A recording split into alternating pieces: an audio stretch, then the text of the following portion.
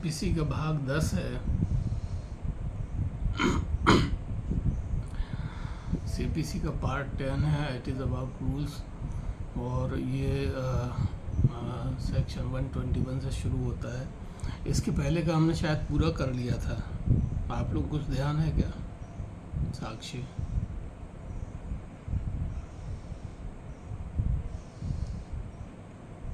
Sir last class में नहीं थे आप। अच्छा, तो मेरे ख्याल से पार्ट 9 तक पूरा कर लिया था। और उसमें ये कहा था कि अगर कुछ डाउट वगैरह होंगे तो उसे अगले डिस्कशन में क्लियर कर लेंगे। तो अभी हम लोग जो पार्ट 10 पे आए हैं, और ये सेक्शन वाला जो सीपीसी का जो हुआ है चैप्टर, ये हम ख़त्म करेंगे। फिर अगले उसमें जो जाएंगे डिस्कशन में, मीटिंग में, वो ऑर्डर एंड रूल शुरू होंगे। फर्स्ट शेड्यूल जो सीपीसी का है वो शुरू होगा।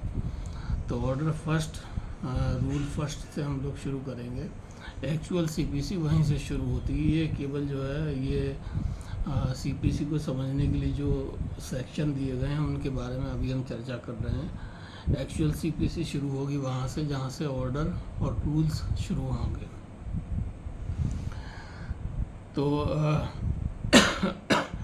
अच्छा, कुछ वीडियो भी डाले थे टीम ने इसमें, जिनमें जो क्लास छूट गई हैं, सबकी तो रिकॉर्डिंग नहीं हो पाई थी, लेकिन जो क्लास छूट गई हैं उनकी रिकॉर्डिंग थी, जिनकी रिकॉर्डिंग अवेलेबल थी उसे डाला गया है यूट्यूब के उसी चैनल पे। नाम उसका शायद बदल गया हो, एवरीथिंग एक्सप्लेन की जगह शायद मेरे नाम से हो गया है। तो एक बार उसको विजिट करके देख लीजिए। आप लोगों में से किसी ने देखा है क्या उसे? सर मेरे फीडबैक में आता है। ओके,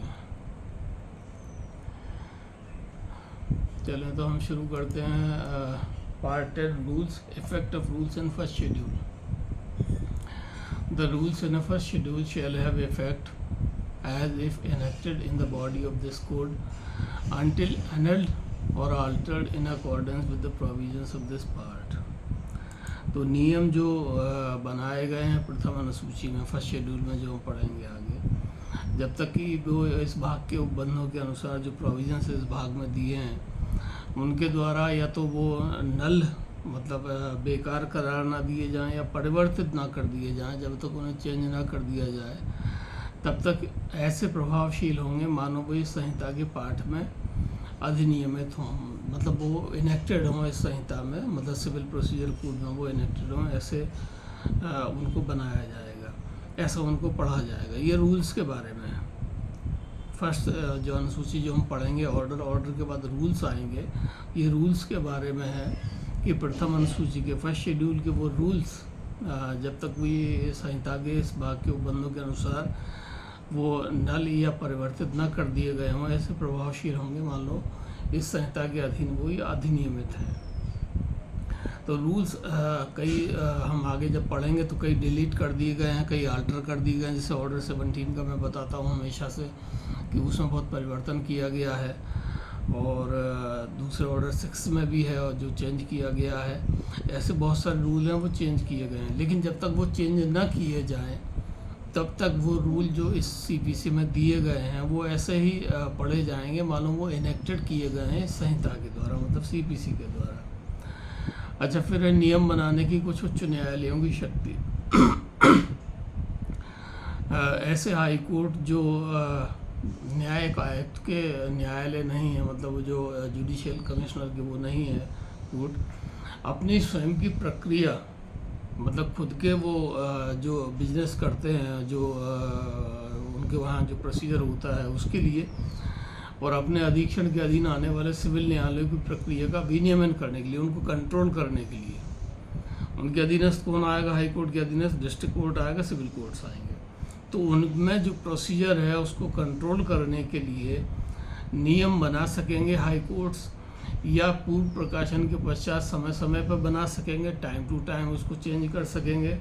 और वो ऐसे नियमों द्वारा प्रथम अनुसूची में फर्स्ट शेड्यूल के सभी नियमों को या उनमें से किसी नियमों को बातिल का मतलब है नल एंड वॉइड करना, या परिवर्तित या चेंज करना, ये वर्ड है। बातिल शब्द जो है उर्दू का वर्ड है मेरे ख्याल से, इसका मतलब ये होता है कि उसको नल एंड वाइड करना, मतलब उसको हटा देना या उसको शून्य घोषित कर देना, या परिवर्तित कर सकेंगे, या उन सभी में जिनमें किसी में परिवर्धन बढ़ा भी सकेंगे, कम कर सकेंगे, अल्ट्रेशन कर सकेंगे, नल एंड वाइड कर सकेंगे। ये सिविल कोड रूल्स के बारे में है जो हाई कोर्ट बनाता है अपने जो सबऑर्डिनेट कोर्ट्स हैं उनके जो कार्य हैं उनको करने के लिए। तो ये जनरल है, ये केवल हाई कोर्ट की पावर्स के बारे में, इसका सिविल जज से या इसके एग्ज़ाम से कोई लेना देना नहीं है। अच्छा, फिर नेक्स्ट जो आता है सेक्शन 123, कुछ राज्य में नियम समितियों का गठन। ऐसे नगर में जो धारा 122 में, मतलब पहले हमने जो धारा पढ़ी है, निर्दिष्ट उच्च न्यायालय में से हर एक की बैठक का प्रायिक स्थान है। प्रायिक स्थान का मतलब होता है कि जो जहाँ पे बेंच बैठ रही है, जैसे मध्य प्रदेश में कहाँ बैठ रही है, जबलपुर मेन जुडिकेचर है, एंड फिर है bench at Gwalior, bench at Indore, main judicature at Jabalpur. जब हम जबलपुर में फाइल करेंगे तो हम लिखेंगे judicature at Jabalpur MP high court का। जब हम ग्वालियर में फाइल करेंगे तो हम लिखेंगे bench at Gwalior, main judicature at Jabalpur. तो ये वो है कि वो जहाँ पे एक ही बैठक का स्थान है वहाँ समिति गठित की जाएगी जिसका नाम नियम समिति होगा, और ऐसी हर समिति, ये नियम बनाने के लिए समिति बता रहे हैं। तो ऐसी हर समिति निम्नलिखित व्यक्तियों से मिलकर गठित होगी कि ऐसे नगर में जहाँ समिति का गठन हुआ है स्थापित उच्च न्यायालय के 3 न्यायाधीश, जिनमें कम से कम एक ऐसा होगा जिसने जिला न्यायाधीश या खंड न्यायाधीश के रूप में 3 वर्ष की सेवा की है। मतलब 3 जजेस की हाई कोर्ट कमेटी बनाएगा नियम बनाने के लिए। उनमें एक जज ऐसा होगा जो प्रमोटी जज होगा, दैट वी कॉल फ्रॉम कि सिविल जज से बोर्ड हाई कोर्ट जज बनाओ, मतलब डिस्ट्रिक्ट जज होते हुए, या फिर एडीजे से वो डीजे बनाओ, डीजे से वो हाई कोर्ट जज बनाओ। तो एक ऐसा उसमें व्यक्ति होगा। अच्छा, फिर यह है कि 2 विधि व्यवसायी जिनका नाम उस न्यायालय में दर्ज हो।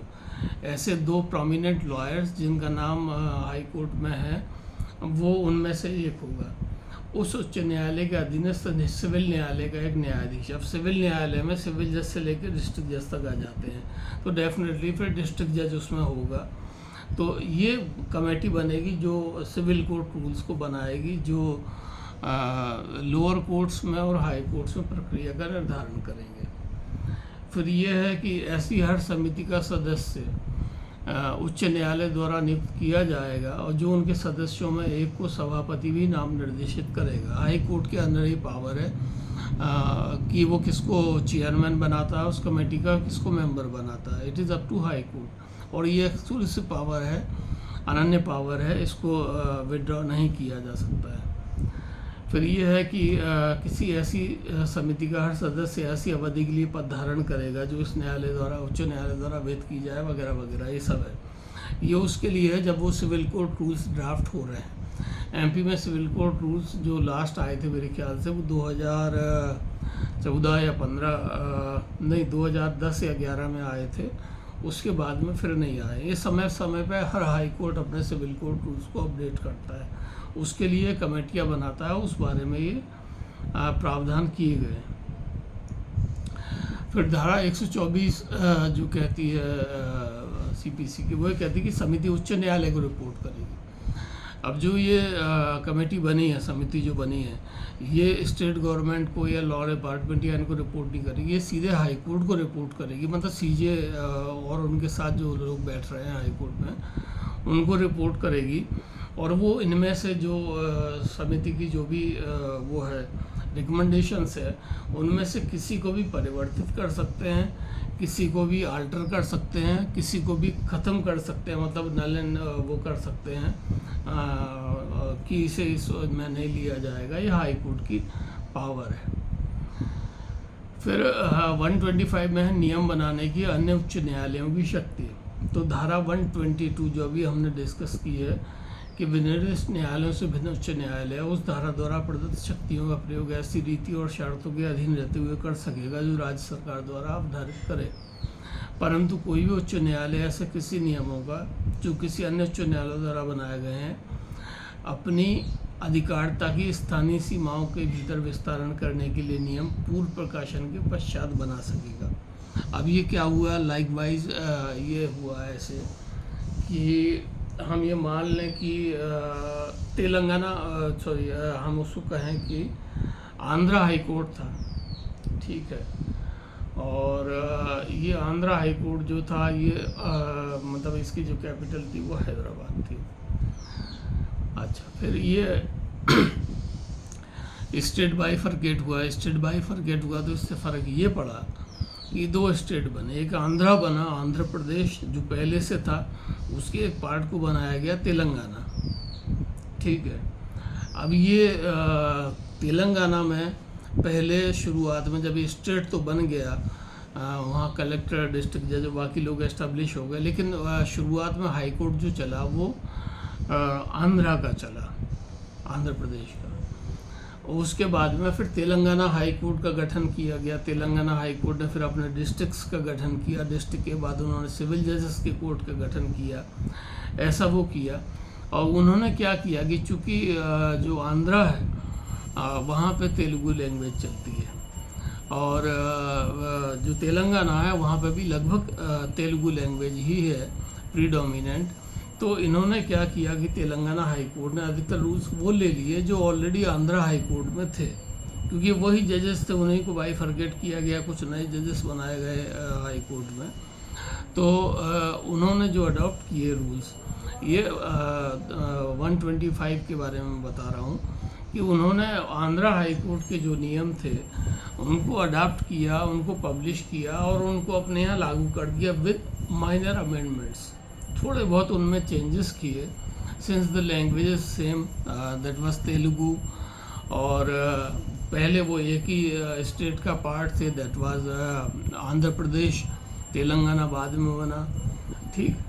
तो हाई कोर्ट को ये पावर है, हाई कोर्ट को ये शक्तियाँ प्रदत्त हैं कि किसी भी दूसरे हाई कोर्ट के जो सिविल कोर्ट रूल्स हैं उनको लेकर के वो नियम बना सकता है, और वो नियम उनके जो सबऑर्डिनेट कोर्ट्स हैं उन पर लागू होंगे। इस सिविल कोर्ट रूल्स के बारे में है, ठीक है। तो एक उदाहरण ये लेटेस्ट हमारे पास जो है वो इसी का है, और ये हाई कोर्ट की पावर्स पे या हाई कोर्ट का जो शक्तियां हैं उन पर कोई प्रभाव नहीं डालता है। हाई कोर्ट चाहे तो नए सिरे से नियम बना सकता है, ऐसे अब तेलंगाना हाई कोर्ट में बनना शुरू हुए हैं। वहाँ वेकेशन का जो टाइम लिमिट है वो आंध्रा से अलग कर दिया गया है, तमिलनाडु से अलग कर दिया गया है, बाकी स्टेट से अलग कर दिया गया है, क्योंकि उनके यहाँ मानसून का जो सीज़न है वो अलग होता है हमारे यहाँ की तुलना में। अब सुप्रीम कोर्ट आज से या कहें कि पिछले फ्राइडे से या आज से वेकेशन पे है और 8 जुलाई को ओपन होगा। 1.5 महीने का समर वेकेशन सुप्रीम कोर्ट खुद लेता है। अच्छा, ये जो वेकेशन की बात है ये मैं यहाँ बताता चलूँ, ये इसका हालांकि सब्जेक्ट नहीं है अपने इसका, कि वेकेशन अपना जो सुप्रीम कोर्ट है या हर हाई कोर्ट है वो स्वयं तय करता है कि हम कब से कब तक वेकेशन पे जाएंगे। तो इस बार सुप्रीम कोर्ट ने जो तय किया है वो लास्ट फ्राइडे उनकी लास्ट सिटिंग थी, आज वो बंद है, और 8 जुलाई को जहाँ तक मेरा ख्याल है 8 या 7 जुलाई को ओपन अप होंगे, मोस्ट प्रोबेबली 8 जुलाई को।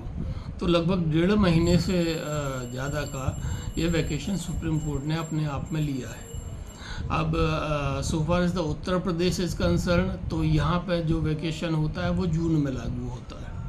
ये हर हाई कोर्ट का अपना अपना, मैं इसलिए बता रहा हूँ कि हर हाई कोर्ट अपने हिसाब से, या जिसे ये कहें कि अपनी सुविधा के अनुसार नियम बनाता है, और वो नियम एक्सक्लूसिव होते हैं, वो स्टेट पे बाइंडिंग भी होते हैं। मध्य प्रदेश हाई कोर्ट में जब मैं था तो वहाँ जो नियम बनते थे वो 18 या 20 मई के आसपास लागू होते थे, और करीबन 18 या 20 जून के आसपास जाते थे। वो 1 महीने का वैकेशन लेते थे। प्लस उसमें यह था कि कोई भी जज जो है 15 दिन पहले या 15 दिन बाद की अर्न लीव जो है, जिसको ईएल कहते हैं, वो बढ़ सकता था। तो 1 महीना छुट्टियों का 15 दिन उसके, तो 1.5 महीना लगभग पूरा हो जाता है। तो सुप्रीम कोर्ट ने इसी प्रकार बनाया, और अलग अलग हाई कोर्ट ने अलग अलग प्रकार से बनाया। जैसे यूपी में जो सिविल कोर्ट है वो मेरे ख्याल से 1 जून से शायद मॉर्निंग के हो जाते हैं, और टिल 1 जुलाई और 2 जुलाई, whatever the date the court is open, वो मॉर्निंग कोर्ट रहते हैं।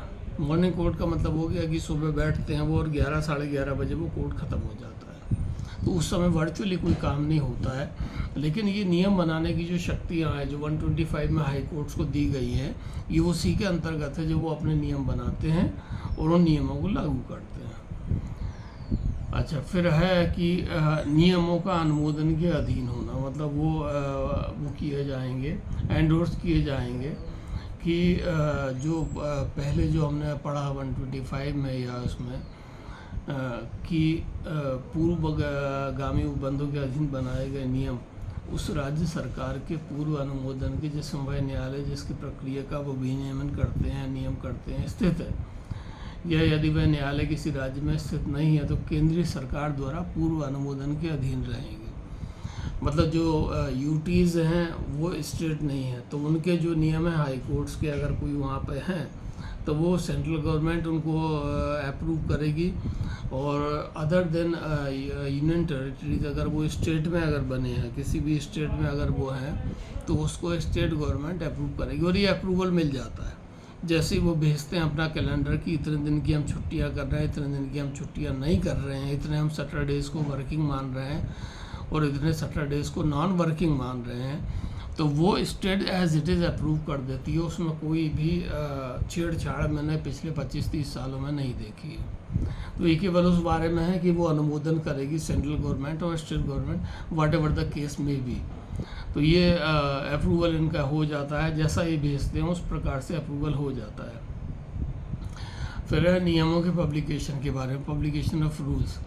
जो नियम इन्होंने बनाए हैं या अनुमोदित किए गए हैं, मतलब रिकमेंड किए गए हैं, वो गजट में या राजपत्र जिसको हम कहते हैं स्टेट का, उसमें प्रकाशित किए जाएंगे। और प्रकाशन की तारीख से या ऐसी अन्य तारीख से जो कि उसमें लिखी जाए उस न्यायालय के अधिकारिता की सीमाओं के भीतर जिन्होंने बनाया है वही बल या प्रभाव रखेंगे, मानो वो प्रथम अनुसूची में, मतलब फर्स्ट शेड्यूल जो CPC का है उसमें वो अंतर्विष्ट थे। मीनिंग देयर बाय कि हाई कोर्ट अगर कोई रूल बनाता है और वो प्रकाशन कर देता है तो प्रकाशन की तारीख से ये माना जाएगा कि ये रूल जो है वो फर्स्ट शेड्यूल में ऑलरेडी आ चुके हैं। ये टेक्निकल प्रावधान है, इनके बारे में जनरली जो हमारे एग्जामिनेशन है वो चाहे सिविल जज का हो या प्रोसिक्यूशन का हो या सिविल सर्विसेज हो, उसमें ये वाले टेक्निकल क्वेश्चंस यूजुअली नहीं पूछे जाते हैं। धारा 128 वो है कि वे विषय जिनके बारे में नियम उपबंध कर सकेंगे, मतलब वो सब्जेक्ट जिनके बारे में वो नियम बना सकेंगे। तो कौन से सब्जेक्ट होंगे, तो इसमें दिया गया है कि समन, सूचनाएं और अन्य प्रोसेस या आदेशिकाओं की साधारणतः या विशिष्ट क्षेत्रों में डाक द्वारा या अन्य किसी प्रकार से तामील, जितने समय पशुधन या जंगम संपत्ति मतलब अचल संपत्ति चल संपत्ति कुर्की के अधीन रहे, उनका भरण पोषण अभिरक्षा, ऐसे भरण पोषण की अभिरक्षा के लिए फीस इस बारे में है। काउंटर क्लेम के दावों में किए गए वादों की प्रक्रिया और अधिकारिता के बारे में है। ऋणों की कुर्की, सीजर और सेल के बारे में है, जहां प्रतिवादी किसी व्यक्ति के विरुद्ध चाहे वह बात का पक्षकार हो या नहीं अविदा या क्षतिपूर्ति के लिए हकदार होने का दावा, ये इन सब के बारे में है जो हमने पहले पढ़ लिए हैं। उस बारे में ये रूल्स बना सकेंगे जो सेक्शन 128 में दिया है। जो मैंने बताया टेक्निकल चीज़ें हैं, जब आप कोर्ट में वकालत करने जाएंगे तो ये काम में आएंगी। एज ए सिविल जज और एज ए प्रोसिक्यूशन ऑफिसर ये हमारे काम की नहीं है। ये उन केसों में है जहाँ पे आप दावा फाइल कर रहे हैं, वो सब कर रहे हैं। तो ये कुछ चीज़ें दी गई हैं जहाँ पे वो हाई कोर्ट्स जो हैं वो नियम बनाएंगे अपने। फिर सेक्शन 129 ये कहता है कि अपनी आरंभिक सिविल प्रक्रिया के संबंध में नियम बनाने की। अब आरंभिक का मतलब हुआ primary jurisdiction in civil cases. तो primary jurisdiction of civil cases क्या होता है, वो होता है जब कोई हाई कोर्ट में सीधा दावा दायर होता है, वो उसके प्राइमरी सिविल जुरिसडिक्शन के अंतर्गत अगर आता है तो उसके संबंध में भी नियम बनाएगा, वो उच्च न्यायालय ही बनाएगा। इसमें सुप्रीम कोर्ट या जो स्टेट गवर्नमेंट है उनका कोई प्रभाव नहीं है। पहला जो आपको दायर करना है primary jurisdiction in the high court, primary civil jurisdiction in the high court अगर आपको दायर करना है तो वो नियम हाई कोर्ट स्वयं बनाएगा। इसमें ये कहा गया है कि इस संहिता में किसी बात के होते हुए भी not with standing anything content in this code, ऐसा उच्च न्यायालय ऐसे नियम बना सकेगा जो उसकी स्थापना करने वाले लेटेस्ट पेटेंट या अन्य आदेश या अन्य विधि से असंगत ना हो, इररिलेवेंट या वो ना हो, कॉन्ट्रारी ना हो। वह अपनी आरंभिक सिविल अधिकारिता के प्रयोग में अपनी प्रक्रिया का विनियमन करने के लिए, अपनी प्रक्रिया को कंट्रोल करने के लिए इसमें से अंतर्विष्ट किन्हीं भी ऐसे नियमों की विधि मान्यता पर प्रभाव नहीं डालेगी जो इस संहिता के आरंभ के समय प्रवृत्त है। तो हाई कोर्ट के पास ये लिबर्टी है कि वो जो नियम बनाएगा जो वो ठीक समझे, और अगर कोई बात इसमें की गई है ऐसी कोई बात, तो हाई कोर्ट ने जो रूल्स बनाए हैं उनकी लीगलिटी पर कोई भी इफ़ेक्ट उसका नहीं होगा जो हाई कोर्ट ने रूल्स बनाए। फिर आता है सेक्शन 130, प्रक्रिया से भिन्न विषयों के संबंध में नियम बनाने की अन्य उच्च न्यायालयों की शक्ति। वह उच्च न्यायालय जो ऐसा उच्च न्यायालय नहीं है जिससे धारा 129 जो हमने पहले इसमें पढ़ा है वो लागू होती है। प्रक्रिया से भिन्न किसी भी विषय के संबंध में ऐसा नियम राज्य सरकार के पूर्व अनुमोदन के से बना सकेगा, मतलब जो राज्य सरकार स्टेट गवर्नमेंट जो है वो उसको वो अप्रूव करेगी, बना सकेगा, जिससे किसी राज्य उच्च न्यायालय अपने अधिकारिता के अधीन राज्य क्षेत्रों के किसी ऐसे भाग के लिए जो प्रेसिडेंसी नगर जो हमने पढ़े थे शुरुआत में 4 प्रेसिडेंसीज थी, अब नहीं है, वो अब बदल गई हैं, यह संविधान के अनुच्छेद 227 ये इम्पोर्टेंट है। ये हाई कोर्ट की रिट जुरिडिक्शन के बारे में बताता है, आर्टिकल 226 और आर्टिकल 227 226 227 के अधीन किसी ऐसे विषय के लिए बना सकता है, हाई कोर्ट रूल बना सकता है। अच्छा, फिर जो इसमें दी गई है लास्ट जो है वो है कि धारा 129 से 130 के अधीन बनाए गए नियम, जो हाई कोर्ट ने बनाए हैं नियम, वो उनको गजट में पब्लिश करेगा। गजट हमेशा स्टेट का होता है, गजट कभी भी हाई कोर्ट का या किसी कोर्ट का नहीं होता।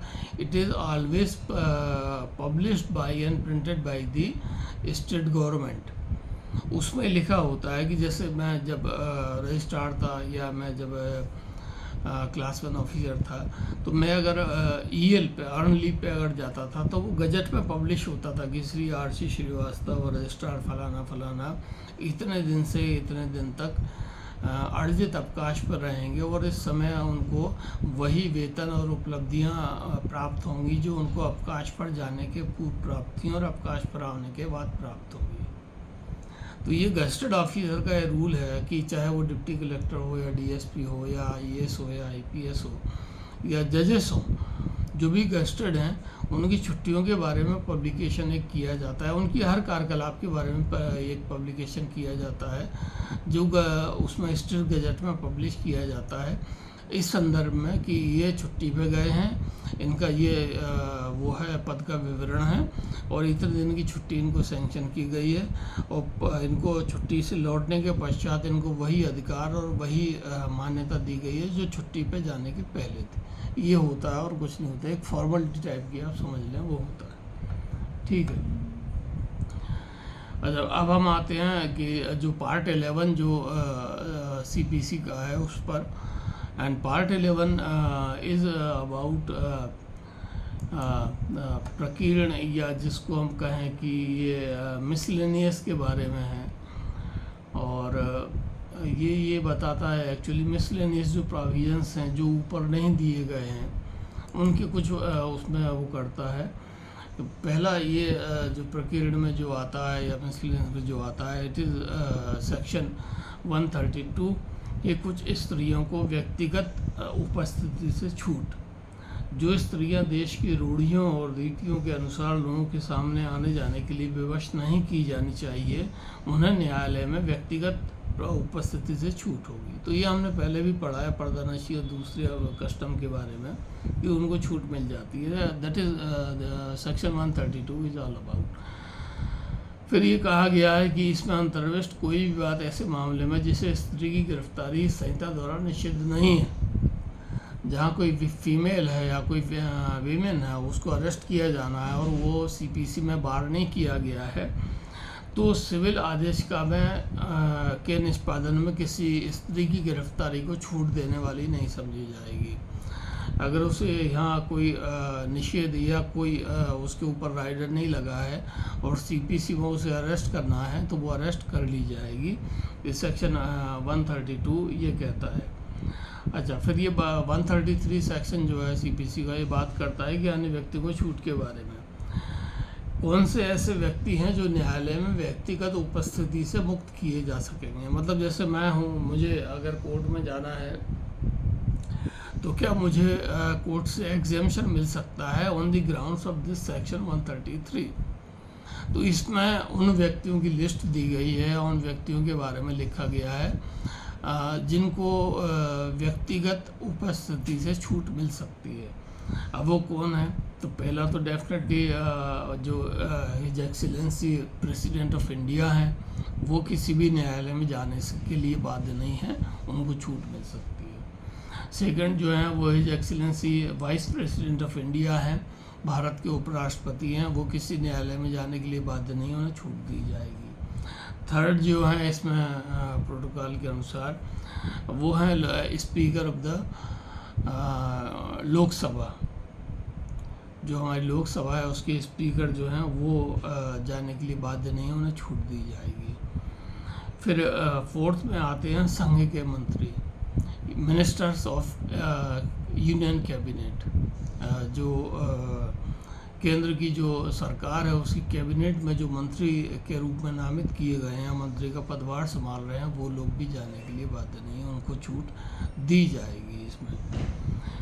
फिर हैं उच्चतम न्यायालय के न्यायाधीश। अभी आप यहाँ गौर करें कि उच्चतम न्यायालय के जो न्यायाधीश हैं उनको किसी भी प्रकरण में उपस्थित होने के लिए उनका जो रैंक है वो 5वां है, लेकिन वो बिहेव ऐसे करते हैं जैसे उनका रोल पहला है।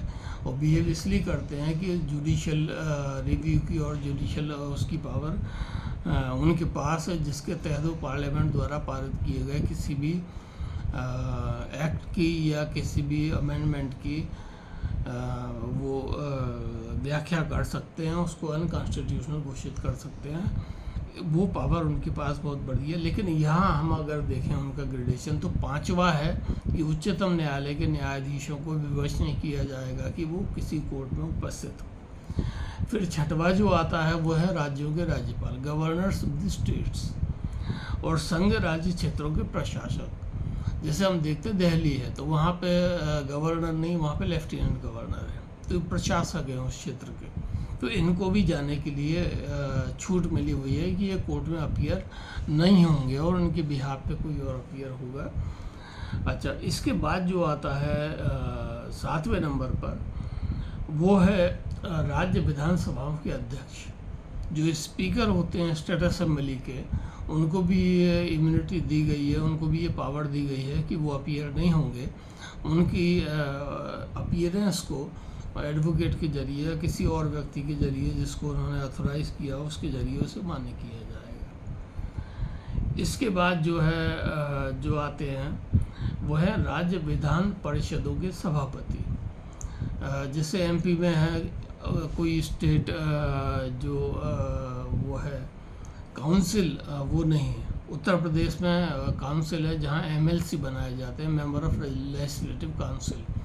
एमएलए जो होते हैं वो होते हैं मेंबर ऑफ लेजिस्लेटिव असेंबली, जो चुन के आते हैं। और लेजिस्लेटिव काउंसिल के जो लोग होते हैं वोटेड द्वारा, ये लिमिटेड वोट होते हैं, उनके द्वारा सिलेक्ट होते हैं। तो विधान परिषद जो है, जो लेजिस्लेटिव काउंसिल है, उसके जो सभापति होंगे वो भी इस व्यक्तिगत जो उपसंजाति उनकी है या व्यक्तिगत प्रेजेंस जो कोर्ट में है उससे वो अभिमुक्त हैं, या उनको इसमें वो दिया गया है, प्रिविलेज दिया गया है कि वो उपस्थित नहीं होंगे, उनकी जगह उनका रिप्रेजेंटेटिव जाएगा। फिर हैं राज्यों के मंत्री, ये 9वें नंबर पे हैं। ये कोई भी स्टेट असेंबली में कोई पद कोई मिनिस्टर का या उसका होल्ड करता है, मंत्री का पद अगर वो लेता है मंत्री के रूप में, अगर वहाँ पे उसको समायोजित किया गया है तो वो भी जाने के लिए बाध्य नहीं है। फिर उसके बाद फिर आते हैं 10वें नंबर पर, फिर आते हैं उच्च न्यायालयों के न्यायाधीश। अब आप ये देखिए कि कितने नीचे इनको रखा गया है उच्च न्यायालयों के न्यायाधीश को, लेकिन इनकी जो प्रक्रिया है, जो एटीट्यूड होता है, वो हमेशा ऐसा होता है कि they are superior to any other law, they are superior to legislative assembly, they are even superior to the parliament of India. लेकिन इनका जो यहाँ सीपीसी में हम जो पढ़ रहे हैं वो 10वें नंबर पर है कि उच्च न्यायालय के न्यायाधीशों के खिलाफ अगर कुछ किया जाता है दायर, तो उनको व्यक्तिगत उपस्थिति से मुक्ति दी जा सकेगी उस कोड के अकॉर्डिंग। अच्छा, फिर लास्ट में जो है 11 जो है उसकी बात की धारा एबॉलिश कर दी गई है। 11 जो है वो व्यक्ति हैं जिन्हें धारा 87A लागू ही नहीं होती है। जो हमने पहले पढ़ी थी वो धारा 87 है, उनको लागू नहीं होती उस बारे में। अच्छा, फिर जहाँ कोई व्यक्ति ऐसी छूट के विशेष अधिकार का दावा करता, जो हमने अभी पढ़ी, हमने जो लिस्ट पूरा देखा कि ऐसी विशेषाधिकार का दावा करता है, उसके परिणाम स्वरूप उसकी परीक्षा कमीशन द्वारा कराना आवश्यक है और वहाँ उसके साक्ष्य की अपेक्षा रहने वाले पक्षकार ने कमीशन का खर्चा नहीं दिया है, तो वह व्यक्ति उसका खर्चा देगा। जैसे मैं गवर्नर हूँ या कोई MLA या वट एवर हाई कोर्ट जज हूँ और मेरी एग्जामिनेशन की जानी है और उस व्यक्ति ने जिसको मेरी एविडेंस चाहिए उसने उसका खर्चा नहीं दिया है, तो मैं उसका खर्चा वहन करूँगा। ये धारा इस बारे में बताती है। अगर उसने पेमेंट नहीं किया उन कॉस्ट का जो मेरे उसके लिए एग्जामिनेशन के लिए अकर होने वाली हैं, खर्च होने वाली हैं, तो वो खर्चा मैं वहन करूँगा। ये धारा उस बारे में बताती है। फिर 134 की धारा 55, धारा 57 और 59 के उपबंध के इस संहिता के अधीन गिरफ्तार किए गए सभी व्यक्तियों को जहां तक हो सके वो लागू होंगे धारा 134 के प्रावधान। धारा 135 जो है सेक्शन 135 135 ये बताता है कि सिविल आदेश का के अधीन गिरफ्तारी से छूट। जब आप सिविल जज के रूप में कार्य कर रहे हैं और हम यहाँ चूँकि CPC को पढ़ रहे हैं, तो उसके अधीन जब आप कार्य कर रहे हैं तो कौन से ऐसे लोग हैं जिनको आपकी सिविल प्रोसेस जो आप जारी कर रहे हैं गिरफ्तारी का, उसके अधीन छूट प्राप्त है। तो कोई भी न्यायाधीश, पहला जज, सेकंड मजिस्ट्रेट या अन्य न्यायिक अधिकारी यानी जुडिशियल ऑफिसर इसमें आ गया, उस समय सिविल आदेशिका के अधीन गिरफ्तार नहीं किया जा सकेगा जब वह अपने न्यायालय को जा रहा हो, उसमें पीठासीनों या वहाँ से लौट रहा हो। जैसे एज सिविल जज में बात करता हूँ, मैं अपने कोर्ट को जा रहा हूँ और मेरे खिलाफ गिरफ्तारी का वो निकला हुआ है वारंट किसी सिविल कोर्ट से, तो जब मैं जा रहा हूँ, जब मैं कोर्ट में बैठा हूँ और जब मैं लौट रहा हूँ कोर्ट से अपने घर के लिए, तो मुझे गिरफ्तार नहीं किया जा सकता। इसलिए नहीं किया जा सकता कि धारा 135 जो है वो सिविल आदेशिका के अधीन गिरफ्तारी से छूट बताती है। जो सिविल केसेस हैं उनमें अगर गिरफ्तारी मेरी रिक्वायर्ड है और मैं अपनी ऑफिशियल ड्यूटीज़ को परफॉर्म कर रहा हूँ उस समय, भले वो कोर्ट जाते समय हो, मैं घर से 9 बजे निकला और मुझे 1 घंटा कोर्ट जाने में लगता है, तो उस समय से लेकर के जब मैं लौट रहा हूँ तब तक उसे गिरफ्तार नहीं किया जा सकता। फिर गिरफ्तारी के बारे में बाकी उपबंध हम लोगों ने वो किए हैं डिस्कस CRPC में कि सूर्यास्त के बाद और सूर्योदय के पहले गिरफ्तार नहीं किया जाएगा। तो ये केवल ये जनरल प्रोविज़न है जो जजेस के बारे में है और जो ये बताता है कि जब वो न्यायालय को जा रहा हो या न्यायालय से आ रहा हो तब उसे गिरफ्तार नहीं किया जाएगा। अच्छा, दूसरा फिर यह है कि जहाँ कोई मामला ऐसे अधिकरण मतलब अथॉरिटी के सामने लंबित है जिसमें उसमें अधिकारता है जिसके बारे में मैं सद्भावपूर्वक यह विश्वास करता है कि उसमें ऐसी अधिकारता है, मामले के पक्षकार, प्लीडर, मुख्तार, राजस्व अधिकर्ता, मान्यता प्राप्त अधिकर्ता जो साक्षी के संबंध के आज्ञानुवर्तन में कार्य कर रहे हैं, ऐसी आदेशिका से जो अधिकरण ने न्यायालय के अपमान के लिए निकाली है बिना सिविल आदेशिका गिरफ्तार। ये बहुत लंबा हो गया, तो इसको मैं समरी ये समझा देता हूँ कि अगर कोई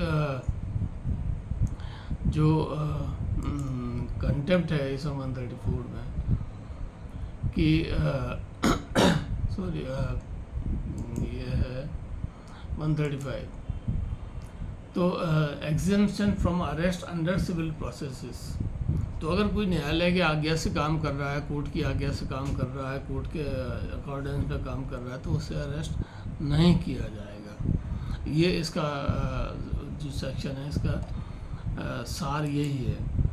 अच्छा, फिर अवंती 35 ये आती है कि विधायी निकायों के सदस्यों को सिविल अधिकार आदेशिका के अधीन गिरफ्तार किए जाने, रद्द किए जाने से छूट। मतलब जो MLAs हैं, MLCs हैं, MPs हैं, वेदर इट बी लोकसभा और राज्यसभा, जिसके भी मेंबर हैं, वो अगर ऐसी स्थिति में कार्य कर रहे हैं, उनके खिलाफ अगर किसी सिविल सूट में निकल गई है कोई आदेशिका गिरफ्तार करने की, तो कोई व्यक्ति यदि वह संसद के किसी सदन का, अब हम ले लें इसमें लोकसभा और राज्यसभा दोनों, चाहे वो लोकसभा का मेंबर हो चाहे वो राज्यसभा का मेंबर हो, अरेस्ट नहीं करेंगे आप उसे। किसी राज्य की विधानसभा या विधान परिषद का, तो विधानसभा जो लेजिस्लेटिव असेंबली है जहाँ पे लोग चुन के आते हैं, मतलब बाई वोटिंग वो डिसाइड होता है, और MLC जो है मेंबर ऑफ लेजिस्लेटिव काउंसिलर्स जो है, वहाँ पे लोग वोट के द्वारा या वो पर्टिकुलर जो वोटिंग होती है उसके द्वारा वो होते हैं, डायरेक्टली इलेक्ट नहीं होते हैं। और MLC की जो सुविधा है वो हर स्टेट में नहीं है, मध्य प्रदेश में MLC की सुविधा नहीं है, यूपी में है। यह MLC बनते हैं, अलग अलग कोटे से बनते हैं, कई लोग बने हैं इसमें, तो उनको भी ये छूट प्राप्त है कि वो गिरफ्तार नहीं किए जाएंगे। अच्छा, फिर दूसरा है किसी संघ राज्य क्षेत्र की विधानसभा, किसी यूनियन टेरिटरी की असेंबली लाइक दिल्ली, राइट, वहाँ की जो विधानसभा है, जो लेजिस्लेटिव असेंबली है, हालांकि उसके पास लिमिटेड पावर है, लेकिन फिर भी अगर उसका वो मेंबर है तो उसे अरेस्ट नहीं किया जाएगा। यथा स्थिति संसद के किसी सदन से या विधानसभा या विधान परिषद के किसी अधिवेशन के चालू रहने के दौरान अगर कोई सेशन प्रोग्रेस में है, जिसको हम कहते हैं कि बजट सेशन है, विंटर सेशन है, मानसून सेशन है, what ever the name it is, अगर वो प्रभाव में है वो सेशन, तो यदि वह संसद के किसी सदन, किसी राज्य क्षेत्र की विधानसभा या विधान परिषद की किसी समिति का सदस्य है, तो अगर ऐसा अधिवेशन जो चालू है, यदि वह संसद के किसी सदन का या राज्य की विधानसभा या विधान परिषद जिनमें दोनों सदन हैं सदस्य है, तो यथा स्थिति संसद के सदनों या राज्य विधानमंडलों की संयुक्त बैठक, अधिवेशन, सम्मेलन या संयुक्त समिति के चालू रहने के दौरान चालू रहने के दौरान मतलब है जब चालू हुआ उसके 40 दिन पहले और उसके पश्चात सिविल अधिकारिता के अधीन पूर्व पश्चात, जब अभी स्टार्ट हुआ 1 तारीख को, तो 40 दिन पहले अरेस्ट नहीं किया जाएगा, और वो ख़त्म हुआ अगले महीने की 1 तारीख को, हम लगा लें 1 जुलाई, तो 1 जुलाई के बाद 40 दिन के लिए फिर उसे अरेस्ट नहीं किया जाएगा। तो जो लब्बो लुआब इसका सेक्शन का है कि अगर वो किसी इसके पार्लियामेंट के किसी हाउस का मेंबर है या कोई लेजिस्लेटिव असेंबली जो स्टेट की उसका मेंबर है, तो वो जो सदन स्टार्ट हुआ है, जहाँ पे हाउस की प्रोसीडिंग्स स्टार्ट हुई हैं, उनके 40 दिन पहले और ख़त्म होने के 40 दिन बाद तक उसे अरेस्ट नहीं किया जा सकता। ये पिन पॉइंट है, और बाकी मैटर जो है वो रिलेवेंट है कि 40 दिन पहले और 40 दिन पश्चात सिविल आदेशिका के अधीन गिरफ्तार या कारागार में निरुद्ध नहीं किया जा सकेगा। मतलब सिविल कोर्ट जो वो निकालता है गिरफ्तारी के वारंट अपने या जो जेल में भेजने के वारंट, तो 40 दिन पहले और 40 दिन बाद उसे न तो अरेस्ट किया जा सकेगा न जेल में भेजा सकेगा।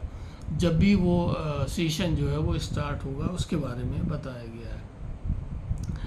अच्छा, फिर ये है कि जहाँ गिरफ्तार किए जाना वाला व्यक्ति या कुर्क की जाने वाली संपत्ति जिले के बाहर है, तो जिले के बाहर है तो ये जैसे हमने पहले मीटिंग में बताया था कि भाई जिस जिले के बाहर है उस जिले के जहाँ पे वो संपत्ति स्थित है उस जिले के न्यायाधीश से रिक्वेस्ट की जाएगी कुर्क करें, उसको अरेस्ट करें, तो ये प्रोविज़न उस बारे में दिए गए हैं। अच्छा, फिर यह है कि गिरफ्तारी करने वाला न्यायालय गिरफ्तार किए गए व्यक्ति को उस न्यायालय को भेजेगा। अब मैंने जारी किया ग्वालियर से शिवपुरी के लिए, तो शिवपुरी वाला न्यायालय उसको अरेस्ट करके उसकी सारी प्रोसीडिंग मेरे पास भेजेगा, इस बारे में है। फिर यह है अधीनस्थ न्यायालयों की भाषा। ये बहुत इम्पोर्टेंट है, ये आप लोगों को काम आएगी। अगर आप लोग इंग्लिश मीडियम में तो बहुत ज़्यादा काम आएगी, हिंदी मीडियम में तो कोई बात ही नहीं, हिंदी भाषा है हमारी। और इसमें मैंने आपको बताया था कि कई जजमेंट या कई आदेश मैंने अंग्रेजी में लिखे थे, उनको चैलेंज किया गया था, लेकिन फॉर्चुनेटली वो मेरे फेवर में डिसाइड हुए। तो जो सबॉर्डिनेट कोर्ट्स हैं जिनको हम कहते हैं अधीनस्थ न्यायालय, वो कौन है?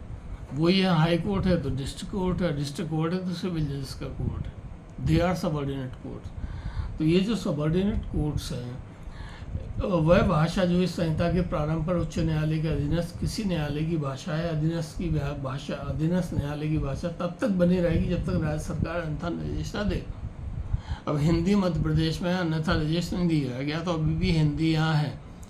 उत्तर प्रदेश में उर्दू मिक्स हिंदी थी, वो भी अभी थी, लेकिन अब उसे हिंदी कर दिया गया है। राजस्थान में सबॉर्डिनेट कोर्ट की जो लैंग्वेज है वो हिंदी है और वो अभी भी हिंदी ही चल रही है।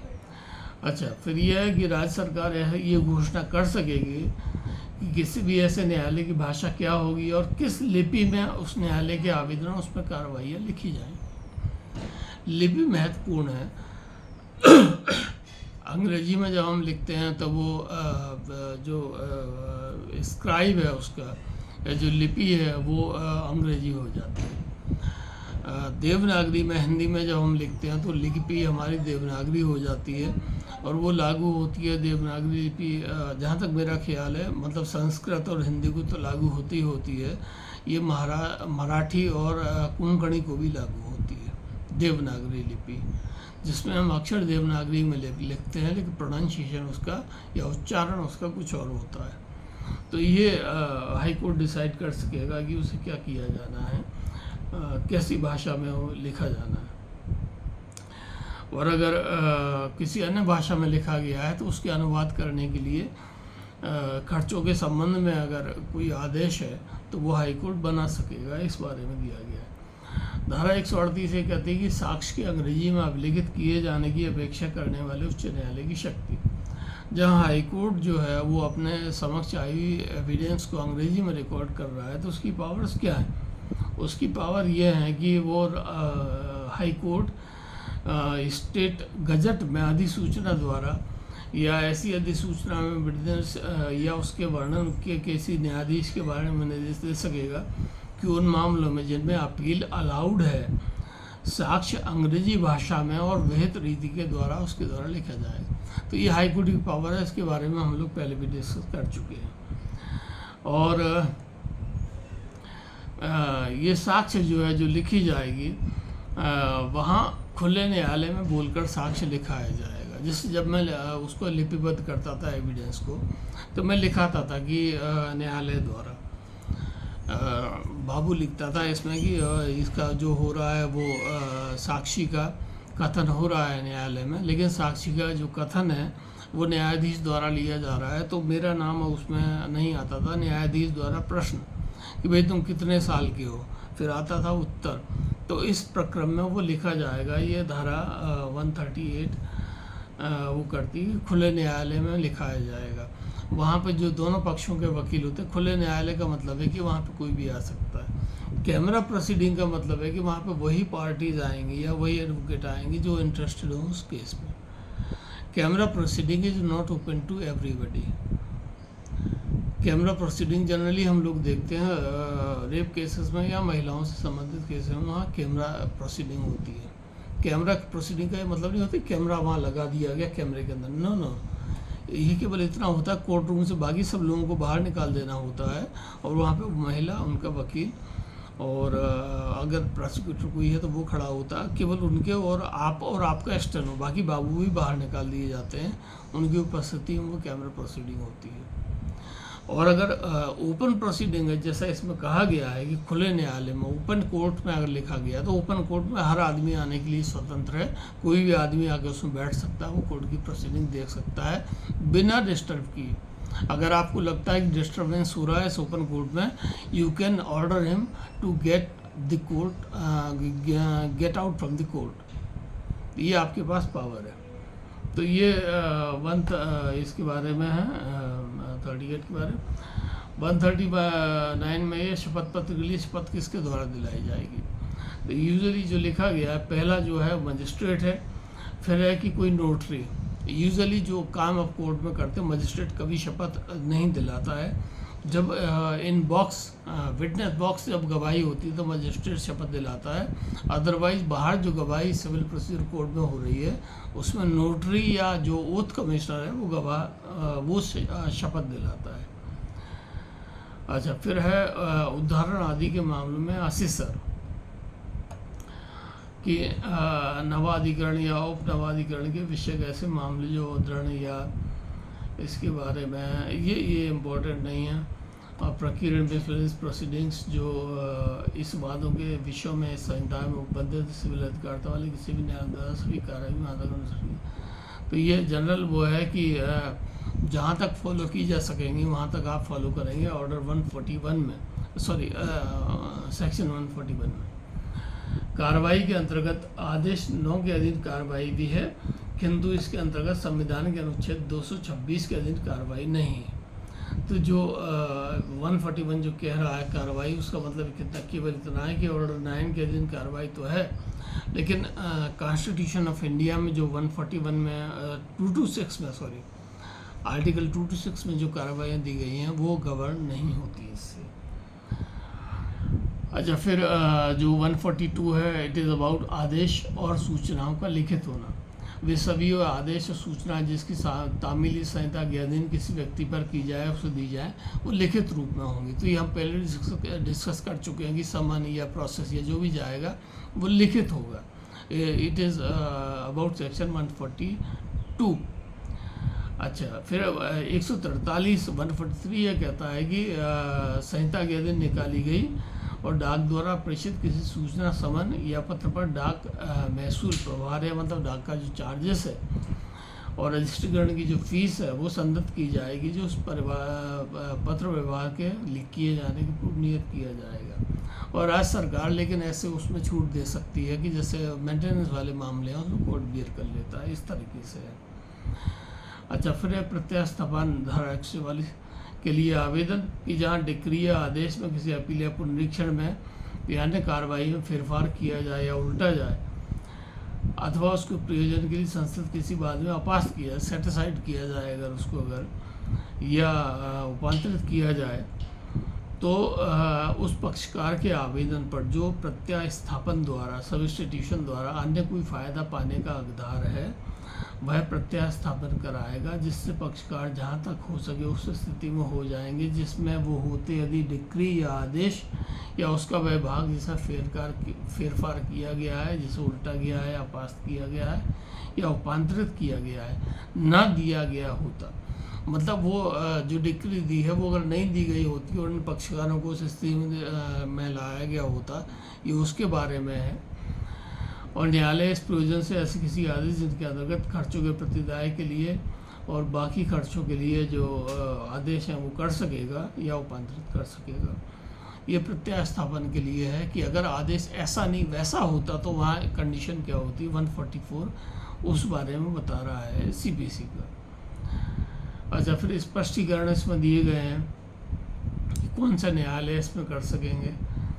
और 145 प्रतिभू के दायित्व जो श्योरिटी जो देता है कोर्ट में आके उसके जो दायित्व हैं वो क्या होंगे। जहाँ किसी व्यक्ति ने किसी डिक्री या उसकी किसी भाग के पालन के लिए, डिक्री के निष्पादन में ली गई किसी संपत्ति के प्रत्यास्थापन के लिए या किसी बाद में उसके परिणाम स्वरूप किसी कार्रवाई में न्यायालय के किसी आदेश के अधीन किसी धन की संदाय के लिए, मतलब अलग अलग कोई डिक्री वो ली है, उसके संबंध में कोई प्रतिभूति या प्रत्याभूति, कोई सिक्योरिटी या कोई गारंटी अगर दी है, वहाँ वह डिक्री या आदेश डिक्रियों के निष्पादन के लिए संबंध रीति से निष्पादित किया जाएगा। यदि उसने अपने को व्यक्तिगत रूप से दायी बनाया है तो विरुद्ध उसके विस्तार तक। अब आपने किसी डिक्री के लिए गारंटी दी है या उसके लिए सिक्योरिटी आप बने हैं, तो डिक्री का जो निष्पादन होगा व्यक्तिगत रूप से वहाँ तक आप दायी होंगे। यदि उसने कोई संपत्ति दी है तो वो संपत्ति विक्रय के अधीन उस सीमा तक जाएगी जहाँ तक आपने जो गारंटी दी है वो पूरी नहीं हो जाती। अच्छा, मामला यदि दोनों के अधीन आता है तो ऐसे व्यक्ति के बारे में समझा जाएगा कि वह धारा 47 जो हमने ऊपर पढ़ी अभी उसके अर्थ में पक्षकार है। परंतु तब जबकि ऐसी सूचना जो हर न्यायालय हर एक मामले के पर्याप्त समझे प्रतिभू को दी जा चुकी, जो गारंटर रूप से दी जा चुकी हो। तो ये जनरल वो है कि आपने अगर किसी केस में गारंटी ली है तो आपकी जो एग्जीक्यूशन है वहाँ तक लायबिलिटी कितनी रहेगी। फिर रहेगी प्रतिनिधियों या उनके विरुद्ध कार्रवाई है। तो ये जनरल वो है कि कोई गारंटी वो दी गई है, रिप्रेजेंटेटिव अगर कोई है तो वो दावा कर सकेंगे या उनके अधीन जो अधिकार उत्पन्न हो रहा है उनसे दावा कर सकेंगे। ये हम पहले डिस्कस कर चुके हैं। अच्छा, फिर यह नियोक्ता के अधीन व्यक्ति द्वारा सहमति या करार। जो व्यक्ति नियोक्ता के अधीन है, मतलब जो कम्पिटेंट नहीं है करने के लिए, किसी भी कार्रवाई के संबंध में कोई भी सहमति या एग्रीमेंट, यदि वह उसमें मित्र या वादार्थ संरक्षक द्वारा न्यायालय द्वारा विभक्त रूप से इजाज़त नहीं दी गई है, तो वह ऐसा ही बलय प्रभाव रखेगा मानो ऐसे किसी व्यक्ति की नियोक्ता के अधीन नहीं था और ऐसी सहमति दी थी, ऐसा करार किया गया था कि वो आदमी जो है वो एलिजिबल था कॉन्ट्रैक्ट करने के लिए या कोई एग्रीमेंट करने के लिए। ये 148 ही कहता है कि जहाँ न्यायालय ने संहिता के द्वारा विहित या अनुज्ञात किसी कार्य को करने के लिए कोई अवधि नियत या अनुदत्त की है, 15 दिन की है मान लीजिए, वहाँ न्यायालय ऐसी अवधि को स्वविवेकानुसार समय समय पर बढ़ा सकेगा, जो कुल मिलाकर 30 दिन से अधिक ना हो, यद्यपि पहले नियत या अनुदत्त अवधि का अवसान हो चुका हो। तो ऐसी कोई कार्रवाई के लिए आपने समय दिया है कि भाई 30 दिन में पूरा करें, 15 दिन में पूरा करें, पूरा नहीं होता आप 30 दिन के लिए बढ़ा देते हैं, फिर पूरा नहीं होता तो फिर मैक्सिमम 30 दिन के लिए बढ़ा सकेंगे।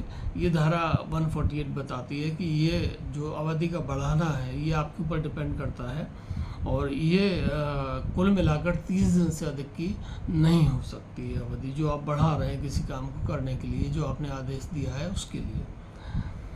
फिर 148A जो आती है वो है कैविएट दायर करने का अधिकार। कैविएट उसको कहते हैं कि भाई हमारे खिलाफ अगर कोई मामला आए तो पहले हमें भी साथ में सुना जाए, हमारे विरुद्ध एक पक्षीय आदेश ना किया जाए, ये कैविएट है। मैंने किसी सड़क के बारे में कोई दावा लगाया है और कोई कंपनी मेरे खिलाफ दावा करती है तो मैं कैविएट एक फ़ाइल करता हूँ कि साहब अगर मेरे खिलाफ स्टे के लिए या मेरे खिलाफ किसी रिलीफ के लिए अगर कोई सूट आता है तो उसे मुझे सुने बिना कोई उसमें ऑर्डर ना दिया जाए, ये कैविएट कहलाता है।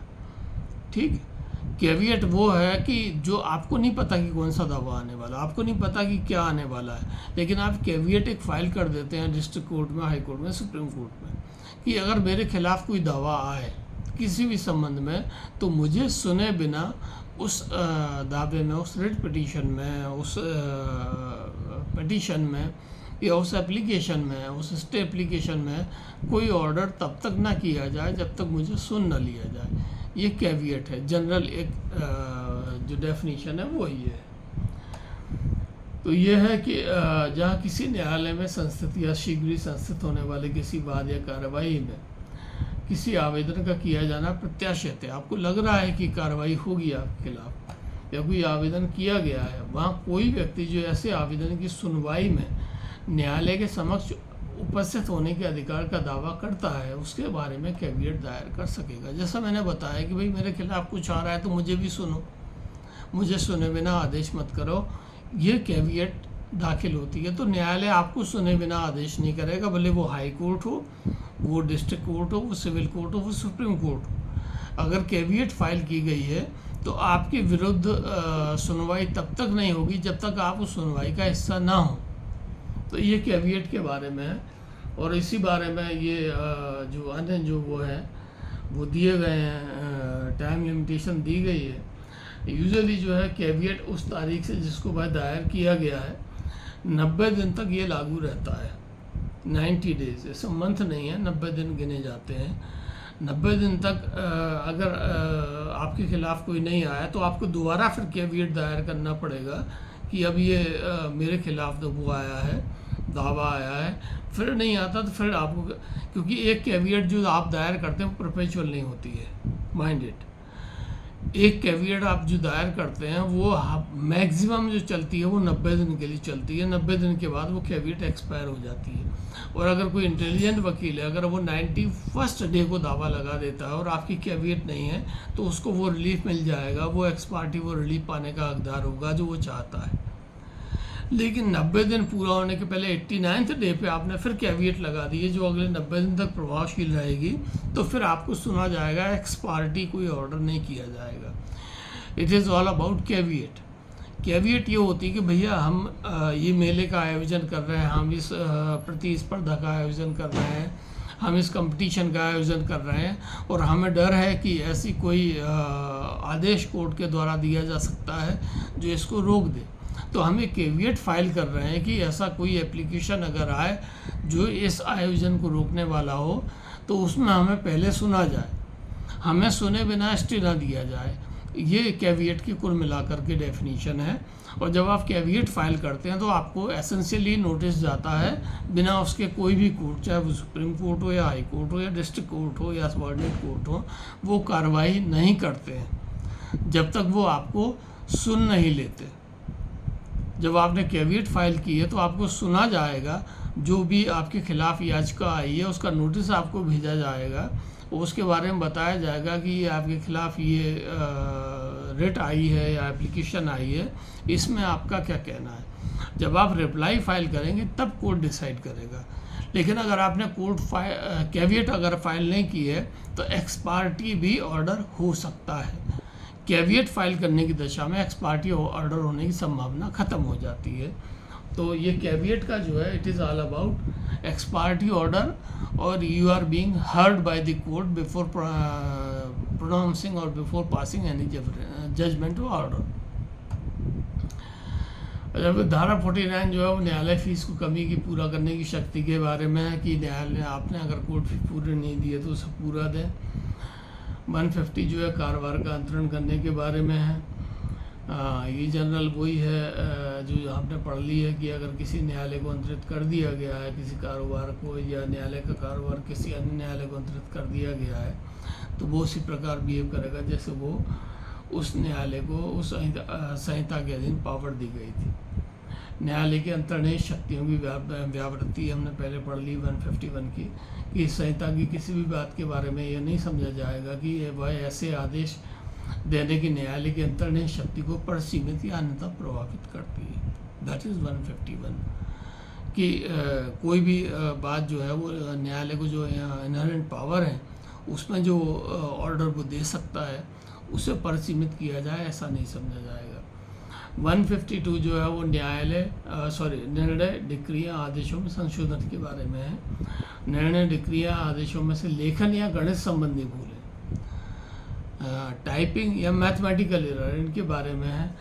और इनके बारे में जो वो है जो कहना चाहिए कि गलतियाँ जो की गई हैं कोर्ट द्वारा, वो ये मान के चलिए कि न्यायालय द्वारा तो स्व प्रेरणा से, सुओ मोटो, भाई मैंने ये गलती की है, ठीक है, ये टाइपिंग में एरर हो गई है, मैंने बाबू को जो आदेश दिया था उससे टाइपिंग में एरर हुई और ये गलती हुई है, तो मैं स्व प्रेरणा से कर सकूंगा, या फिर पक्षकार कोई आवेदन अगर देते हैं तो उसके आधार पर मैं इसको अमेंड कर सकूंगा। ये पावर 152 में दी गई है। अच्छा, संशोधन करने की साधारण शक्ति जो है, न्यायालय किसी भी समय खर्च संबंधी ऐसी शर्तों पर जो अन्यथा वो ठीक समझे उस बात की किसी भी कार्रवाई में किसी गलती या त्रुटि को संशोधित कर सकेगा। तो ये जनरली नहीं होता, इस संबंध में आवेदन भी नहीं आते हैं। अच्छा, फिर है कि जहां अपील संक्षिप्त खारिज की जाती है वहां डिक्री या संशोधन को डिक्री आदेश का संशोधन करने की शक्ति समरली जहाँ की गई है, डिसमिस की गई है, वहाँ पे जो न्यायालय का पावर है उसके बारे में किया गया है।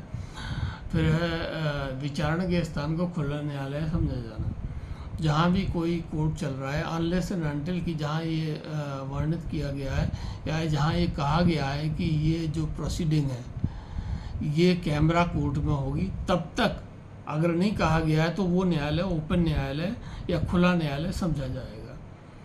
अच्छा, फिर धारा 154 ख़त्म, मतलब रिपील्ड है, धारा 155 रिपील्ड है, धारा 156 रिपील्ड है। और धारा 157 जो है वो निश्चित अधिनियमितियों के आदेशों का चालू रहने के बारे में है कि सिविल प्रक्रिया संहिता या उसको संशोधन करने वाली किसी भी अधिनियम द्वारा निर्देशित किसी भी अन्य अधिनियम के अधीन प्रकाशित अधिसूचनाएं, घोषणाएं, बनाए गए नियम, नियत किए गए स्थान, फाइल किए गए करार वगैरह वगैरह वही बलय प्रभाव रखेंगे मानो वो इस संहिता के अधीन और इसमें सशक्त प्राधिकारी द्वारा प्रकाशित किए गए, बनाए गए, नियत किए गए, फाइल किए गए। तो अगर कोई प्रावधान डिलीट कर दिया गया है, उसके संबंध में अगर कोई नया रूल या कुछ बनाया गया है तो वो ऐसा समझा जाएगा जो इस संहिता के अधीन प्रदत्त शक्तियों के तहत बनाया गया है। फिर धारा 158 जो आखिरी धारा है सीपीसी की, ये बताती है कि सिविल प्रक्रिया संहिता that is civil procedure code और अन्य विकसित अधिनियमितों के प्रति निर्देश इस संहिता के पूर्व, मतलब संहिता 1908 की हम देखते हैं सीपीसी है, उसके प्रारंभ के पूर्व पारित या निकाली गई हर एक अधिनियमित या अधिसूचना में, जिसमें 1859, 1859, 1859 के अधिनियम 8 या किसी भी सिविल प्रक्रिया संहिता या उसका संशोधन करने वाले किसी भी अधिनियम द्वारा या एतद द्वारा निर्देशित किसी भी अधिनियमित के प्रति या उसके किसी भी अध्याय या धारा के प्रति निर्देश किया गया है, ऐसे निर्देश को जहाँ तक हो सके इस संहिता या इसके तटस्थानी भाग, आदेश या धारा, नियम के प्रति निर्देश माना जाएगा। मतलब उसके प्रारंभ होने के पहले अगर कोई ऐसा ऑर्डर निकाला गया जिससे माना जाए कि इसका कोई चैप्टर या कोई प्रावधान या कोई रूल ख़त्म हो गया है तो ये माना जाएगा कि वो इफेक्टिव है। फिर आज का जो है ये अपना जो मीटिंग है ये ख़त्म होती है। अब कल हम जो पढ़ेंगे, हम फर्स्ट शेड्यूल पे आ गए हैं। This is the first schedule of CPC civil procedure code and it begins with the order 1 and it tells about the parties to the suit।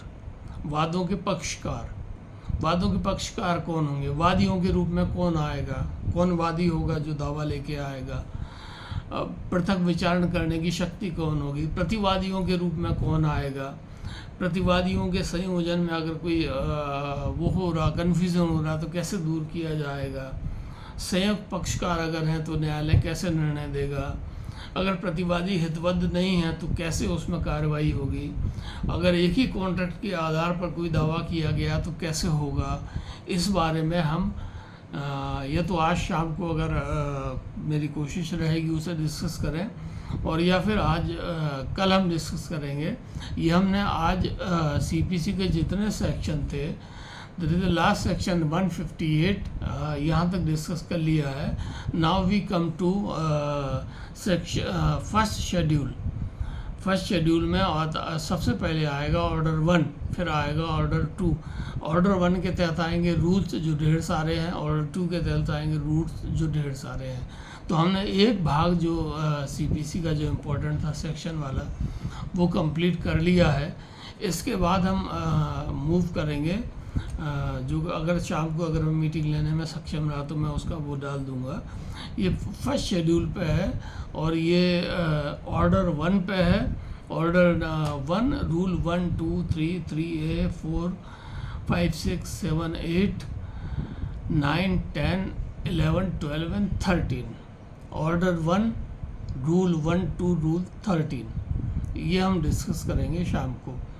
तो उस समय तक आप इसको पढ़ लीजिए और thereafter will discuss it. और जैसे मैंने बताया कि मेरी अवेलेबिलिटी अगर हुई अगर आज शाम को तो इसको हम डिस्कस करेंगे या फिर हम टुमारो इसको डिस्कस करेंगे। ये हम लोग अब आ गए हैं ऑर्डर्स पे। Sections are we have discussed all the sections of civil procedure code from 1 to section 158. We have discussed all these sections in length and large, and now we come to orders and these orders are the main part of the civil procedure code.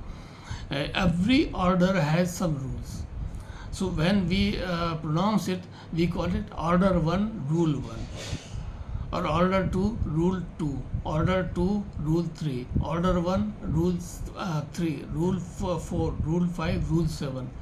ये ही जो है order rules हैं ये main प्रक्रिया को संचालित करने वाले हैं।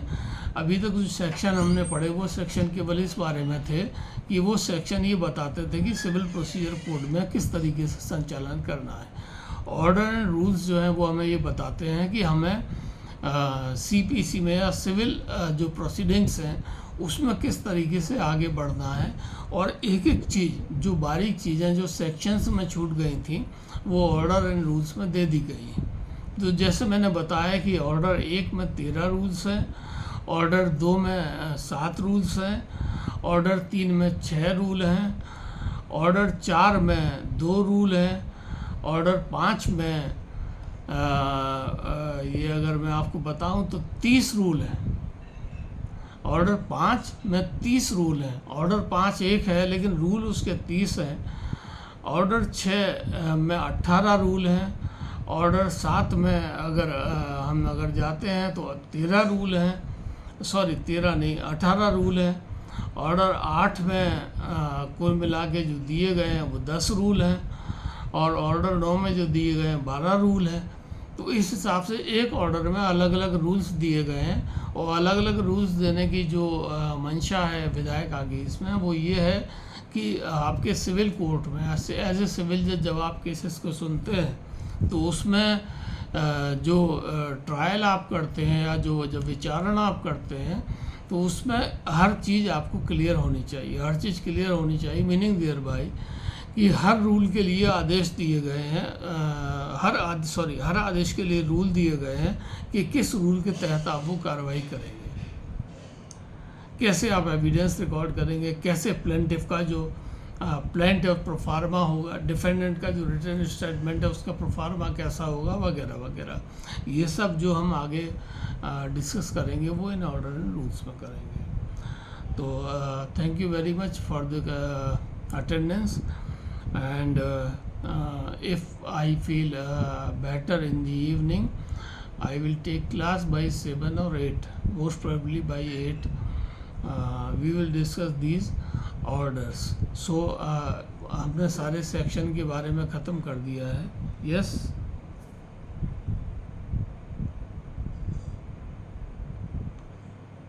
any doubt?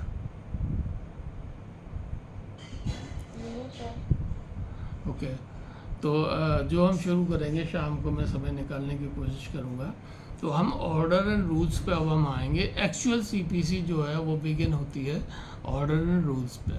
अभी तक हमने सेक्शन पढ़े थे जो जनरल प्रावधान करते हैं कि कैसे ये प्रक्रिया आगे चलेगी। अब जो मुख्य जो प्रावधान है या जो हम ये कहें कि कैसे कोर्ट में कार्रवाई चलेगी और कैसे किस प्रारूप में क्या क्या दिया जाएगा वो इन ऑर्डर एंड रूल्स में दिया गया है, जो शेड्यूल फर्स्ट में आता है। तो we will begin with order 1 rule 1। जो शेड्यूल फर्स्ट में इसके आ रहा है, ये अगर आप देखेंगे तो ये जो कहलाता है ये कहा जाएगा अनुसूची 1। और अनुसूची जो 1 है, पहली अनुसूची जो है वो वादों के पक्षकार के बारे में बात करती है। तो इस बारे में शाम की जो मीटिंग है, अगर मैं ठीक रहा, मेरी स्वास्थ्य अगर ठीक रहा, I will take the meeting और I will inform the group at least 1 or 2 hours prior the meeting. And thank you very much for attending the class. Take care. Thank you, sir. Welcome, beta.